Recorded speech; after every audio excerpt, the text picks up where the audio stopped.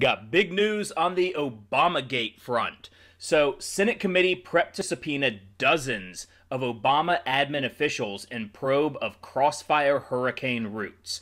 Now, for those of you that aren't familiar, Crossfire Hurricane was the FBI was the name that the FBI gave the investigation into the Donald Trump campaign in 2016, and it was absolutely rife with corruption and political malfeasance. And if you might want to go back and watch episode 6 of Revved Up before you watch this, because I did a really deep dive into what Obamagate was. It was about a 35-minute video. Worth the watch, though. I tried to keep it entertaining, but I covered a lot of the stuff that went on.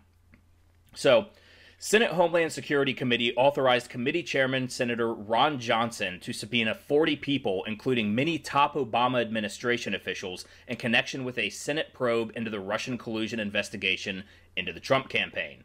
The committee voted along party lines 8-6 on Wednesday to authorize subpoenas for dozens of Obama administration officials as Johnson investigates the origin of Crossfire Hurricane, the FBI investigation into the 2016 Trump campaign. And this is why it is so important that we not only retain the Senate, but win back the House here in 2020. Because we need Trump to be unleashed. And for some reason, during the first 2 years of his administration, when we had the presidency, the House, and the Senate, we didn't get much done. And I got a feeling that was, it was a lot of transition stuff. Trump was still figuring out the ropes of being in the White House, because you got to remember, he's not a politician, or he wasn't a politician coming into the office.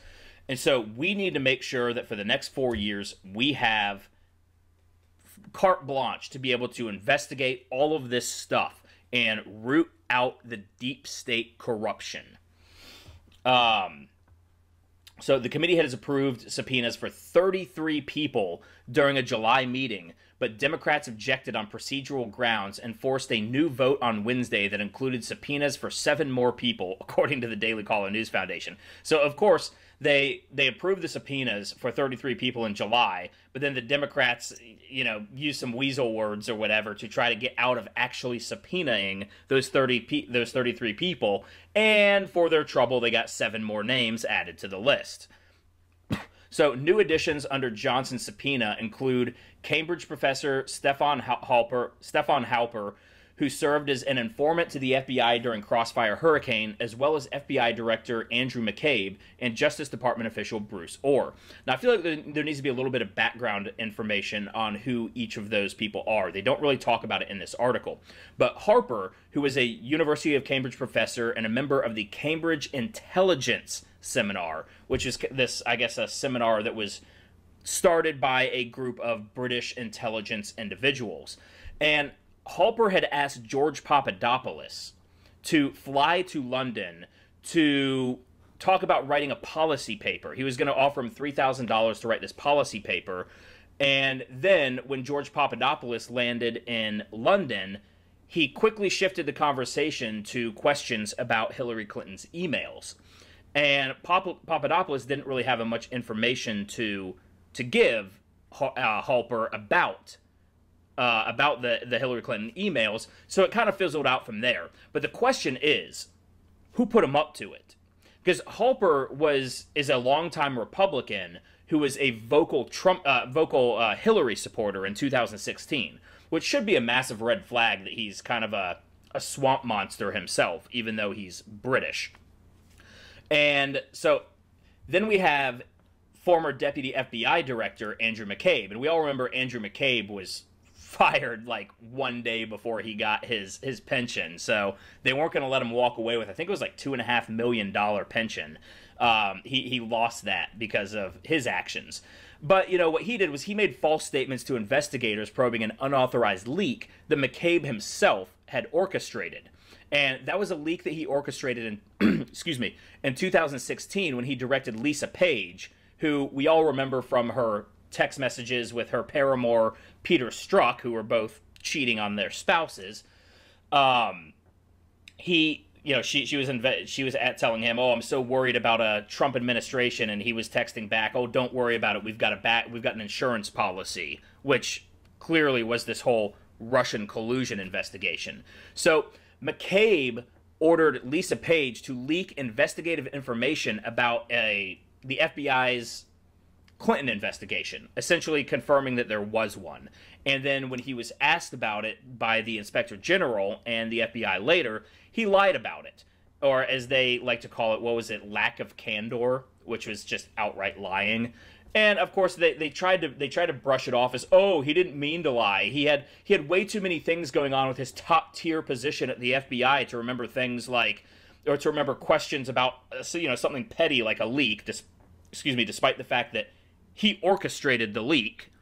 So they're going to be subpoenaing Andy McCabe as well. Now, Bruce Orr was another one who was very, very shady. We all remember the Christopher Steele dossier. The Christopher Steele dossier was the basis of Crossfire Hurricane. It is what they used to, well, they went to the FISA courts, and of course they lied on a lot of the FISA courts documents. I think 2 of the 4 FISA courts documents in order to wiretap, I believe, Carter Page it was. There was also other issues with George Papadopoulos and Joseph Mifsud, which we don't need to get into right here. But with Bruce Orr, he was meeting with Christopher Steele. So he met with Steele 12 times after Steele was terminated as an informant by the FBI.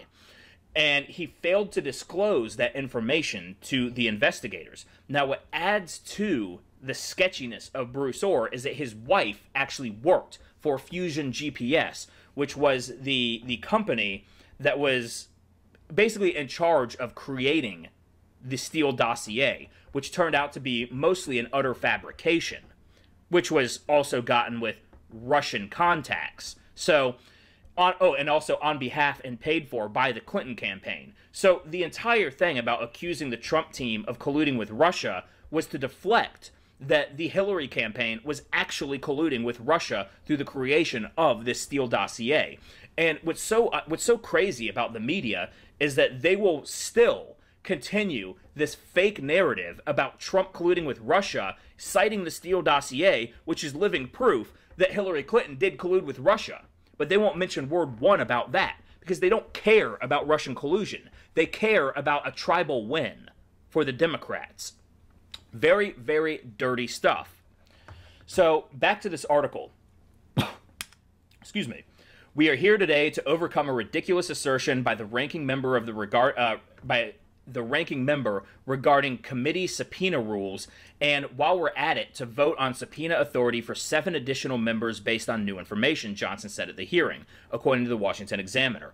Regarding the committee subpoena rules, Senator Gary Peters has raised a procedural objection based on an absurd interpretation of committee rules. According to Senator Peters, when the committee authorized deposition subpoenas on June 4th, that vote did not include the authority to actually schedule the depositions. What the hell? These are the weasel words that I was talking about. And you gotta be able to, it's so transparent. They're so bad at this that they vote to subpoena these people, and then they raise opposition. Yes, but we didn't vote that we have the authority to schedule those subpoenas. Well, what the fuck are you talking about? Obviously, if you've given us the authority to subpoena these people, we're going to have to schedule them. That is part of the process of a subpoena. You can't separate that into 2 different authorities, 2 different votes that need to be taken. They're all one and the same thing. So absolutely absurd. And what's even more sketchy is the constant persistence of the Democrats to push against investigating this, because they know that there is dirt on their hands and they're protecting their party. It's almost an admission of guilt when you see the lengths that they will go to try to stymie this investigation. So Peters, the ranking member of the committee, and other Democrats have consistently opposed the probe into the origins of Crossfire Hurricane, alleging that the investigation is politically motivated. That is the pot calling the kettle black, if I've ever heard it, if I've ever seen it. Because Crossfire Hurricane itself was politically motivated. So essentially what they're asking for is the right for them to run politically motivated investigations that completely gum up the works of the new administration. But if you try to investigate criminal malfeasance during that process of them having a politically motivated investigation, well, no, you can't look into us because that would be politically motivated. What are you talking about? Crossfire Hurricane itself, we are looking into the fact that it was politically motivated. We're investigating the political motivations of Crossfire Hurricane, and you're telling me we can't do that because it's politically motivated? I mean, the blatant protectionism is so transparent. They're already caught. That's what we need to realize. That's what we need to understand, is that the Democrats have already been caught, and they know that. So when you see the desperation in these attempts to hide up and to stop the investigation into Crossfire Hurricane, it's because they already know they're guilty, and we already know they're guilty. So let's skip the formalities and get to the point where we start interviewing these people. We subpoena them, we depose them, and then we charge them. We indict, because that is what they're trying to do. They're trying to stall the investigation so that the indictments can't come before 2020, and then of course they're going to try to steal the election so that Biden wins, and all of a sudden these investigations are gone. And that is their end game. They know they're guilty. They know they're caught. We know they're guilty. We know we've caught them. But it's just a matter of getting through 2020 so that we can still push on, because they have stalled this as long as they possibly can. So let's see. I'm disappointed that our committee is... Okay, so this is Gary Peters here.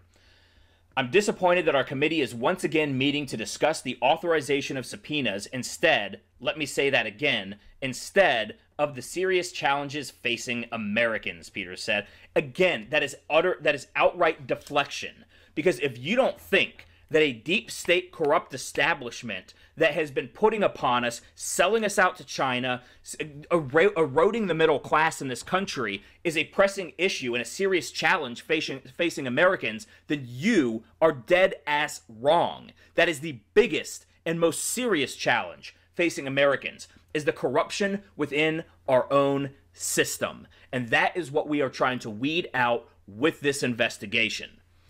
So Peters continues, today we're voting on an unprecedented 40 subpoenas to further the chairman's investigations into Crossfire Hurricane and the unmasking of General Flynn's name. Yes, because you have repeatedly sold out the American public for your own power, for your own political positioning, so that you can absorb all the power that you could possibly absorb and hold it over the American people. So you want to talk about the challenges facing Americans? That's it right there. This is a challenge facing us, and we want to see a resolution to this. So we'll be damned if we let your weasel words and your deflecting come in between that. You did the crime, now you're gonna have to do the time. That's the way it works. Now, I wasn't going to read this, but, you know, I've kind of gotten through most of my talking points, so I'll go ahead and, you know, still got time. So, Representative Doug Collins of Georgia appeared on Fox Business on Thursday morning with host Maria Bartiromo and commended the Senate for approving dozens of subpoenas against Obama administration officials tied to Crossfire Hurricane. He says, I'm glad to finally see the Senate is issuing these subpoenas. I'm glad to finally see these hearings are taking place. You know, I'll be honest, I would have loved to have seen this earlier because we knew this stuff was coming out and we knew it's taken to, and now it's taken to September to get them. Yes, this stuff should have happened months ago.